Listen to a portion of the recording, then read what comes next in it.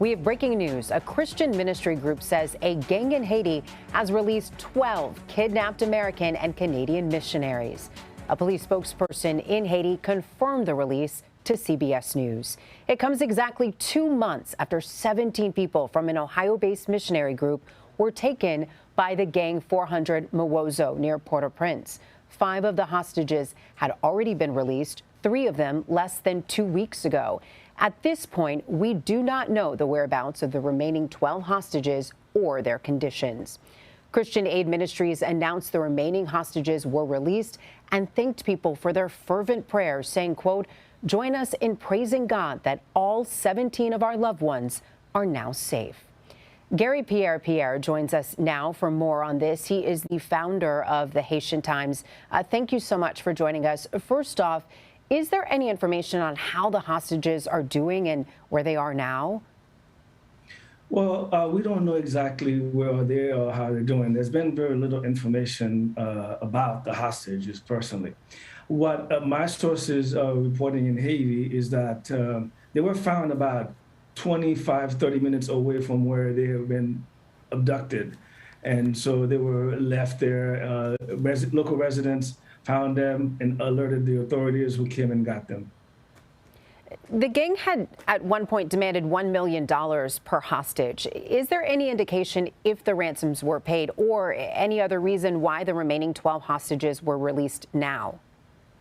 Well, I don't know for sure, but my sense is that no serious money was paid. I mean, these hostages had been held for a couple of months now. And so the U.S. Officials who were mainly the FBI and Homeland Security agents who were negotiating with them, they're not going to pay any money. And that, we know for sure that the U.S. government does not pay for ransom.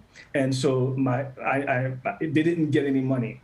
But they usually start with a ridiculously high amount. Even when they kidnap a Haitian national or Haitian American or anybody else, they'll start with $1 million, and sometimes they'll end up with 70,000, 50,000, or something like that, even as low as 25,000.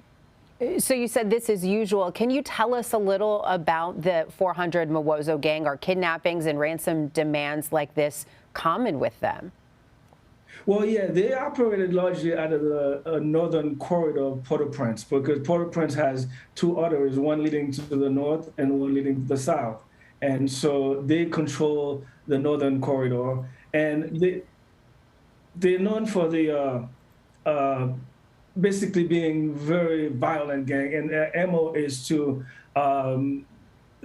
abduct a large number of people like they did in this case and demand extremely high amount of money for their release. They're very violent, and they've been in operation for quite some time now in the country and really putting the fear of God and people's lives. So how did the U.S. and Haitian governments work together in this case? Well, I mean, the U.S., because there were U.S. citizens involved, the U.S. had jurisdiction to come and work collaboratively with the Haitian police and official. And, obviously, we don't know what the collaboration was like and who had what role, but I would imagine that the FBI had taken the lead because it has experts in this area to negotiate successfully the release of hostages, which in this case they were able to do. And hopefully these people will have a very Merry Christmas, and we can move from that story for at least for a while, for now. And the larger challenge now is for Haitian officials to find a way to combat these gangs that have really been putting a dark mark on the country's present conditions. That being said, I mean, what is the Haitian government doing now to try to get a hold on this issue? It's become huge in Haiti, and how is it impacting everyday life for families? Well, the straight answer is not much. The Haitian government is very weak. It's dysfunctional right now after the assassination of the president back in July, and it really is not equipped. It needs outside help, and right now countries are not really eager to come in and try to tackle an internal problem that Haiti is facing. But the other question about people's life, it's been miserable. We speak to people every day, friends, sources, and everyone. You just run to the supermarket and come back home. Going to school is very treacherous for young people. Parents are on edge about their children being out in the streets going to school. And it's just very miserable, unfortunately, to say. Can you kind of paint the picture? I mean, do they describe, you said it's miserable, but I can't even imagine going to the supermarket or sending my child to school. You use the word treacherous, but the government can't really do anything about it. So they're just kind of stuck in this situation? Well, yeah, like the British say, it is an awful, bloody mess. I'm describing the reality that I talk to people on the ground. This is what it's like. I know it doesn't sound realistic, but that's the reality.